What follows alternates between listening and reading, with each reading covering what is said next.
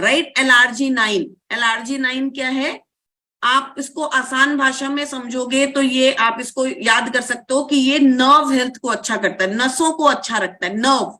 ठीक है, तो जहां पर भी आप एक अक्षर सुनो या एक वर्ड सुनो, जहां पर भी कोई आके आपको कह रहा है कि मेरी नसों में प्रॉब्लम है, मेरी नर्व में प्रॉब्लम्स हैं, तो वहां पर LRG9 एक बहुत ही इंपॉर्टेंट प्रोडक्ट हो जाता है। चाहे आप वेरिकोज वेन्स की बात करो, चाहे आप शियाटिका की बात करो, चाहे आप सर्वाइकल की बात करो, चाहे आप माइग्रेन की बात करो, राइट।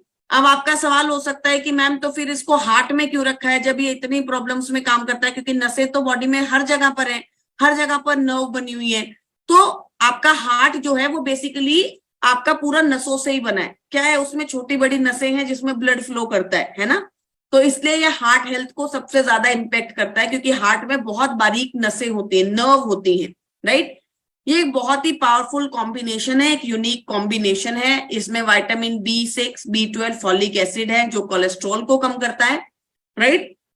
और आपकी नर्व रेस्वेरिट्रॉल है इसके अंदर, जो कि आपकी नर्व्स को मुलायम रखता है, सॉफ्ट रखता है, नसों को हार्डन नहीं होने देता। अब आपके नसों में जब कोलेस्ट्रॉल जमता है ना, तो आपकी नसें जो है वो हार्ड हो जाती हैं, जिसकी वजह से नर्व्स के फटने का डर रहता है, या नसों में प्रॉपर ब्लड फ्लो नहीं होगा तो ब्लड प्रेशर की प्रॉब्लम रहेगी, राइट। लाइकोपीन आर्टरीज को ब्लॉक होने से रोकता है, आर्टरीज में कोलेस्ट्रॉल, गंदा कोलेस्ट्रॉल जमा होने से रोकता है और आर्टरीज को हार्डन होने से रोकता है, ठीक है। और विटामिन K2 एंड D3 वो भी इतनी मात्रा में ही है कि आर्टरीज को अच्छा रखने में मदद करते हैं।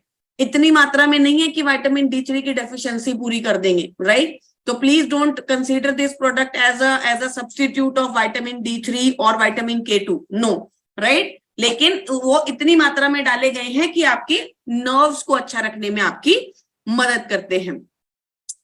तो आप एक चीज को याद रखिए बेसिकली कि जब भी आप नसों की बात करेंगे, नर्व की बात करेंगे, तो आप एक प्रोडक्ट की जरूर बात करेंगे, वो है LRG9, ठीक है। कोलेस्ट्रॉल को कम करता है, ब्लड प्रेशर को अच्छा रखता है, सेक्सुअल फंक्शनिंग को इंक्रीज करता है, हार्ट हेल्थ को अच्छा रखता है।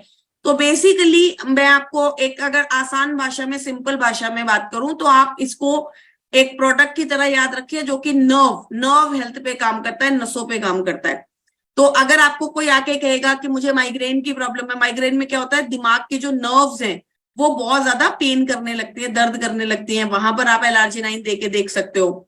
वेरिकोज वेन्स, पैरों में नसों के गुच्छे बन गए हैं, पैरों में दर्द होता है नसों में, वहां दे सकते हो।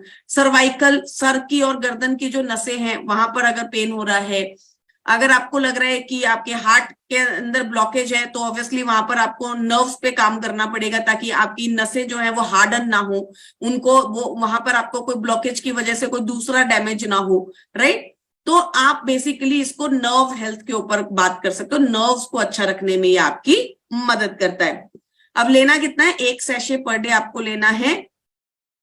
इसको सिर्फ और सिर्फ कांच के गिलास में लेना है, स्टील के गिलास में, स्टील की चम्मच के साथ ये रिएक्ट कर सकता है, तो कांच के गिलास में लेना है।